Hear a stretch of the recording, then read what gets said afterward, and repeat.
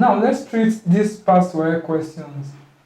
The first question states, define the term hormones. Hormones are chemical substances secreted by endocrine glands into the circulatory system or into the body, which on reaching their target organ effect a change in that organ. The second question states, name two animal hormones and two plant hormones. Some animal hormones are thyroxine, somatotropin, oxytocin, prolactin. Also antidiuretic hormone ADH. For plant hormones, we have gibberellin, auxin, cytokinin, ethylene, and abscisic acid. Any two of them would work. The next question is quite tricky. It said, state two functions of an animal hormone.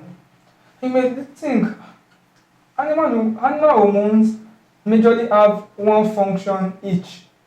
But if you look closer, you can notice that there are some hormones that have actually a pair or more of function. Take for instance thyroxine. Thyroxine has two major functions.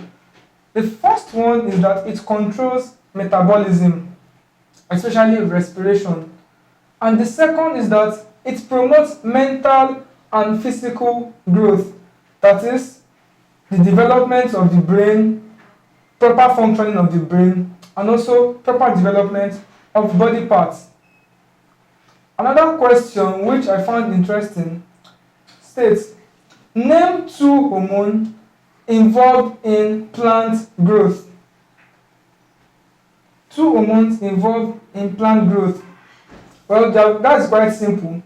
We have auxins, we have gibberellins, we have cytokinins. These are all involved in plant growth. We also have abscisic acid, which is negatively involved in plant growth. So you can state either those that promote plant growth or those that try to mitigate or inhibit plant growth. Also, we look at animal growth. Hormones involved in animal growth. Major ones include somatotropin and thyroxine.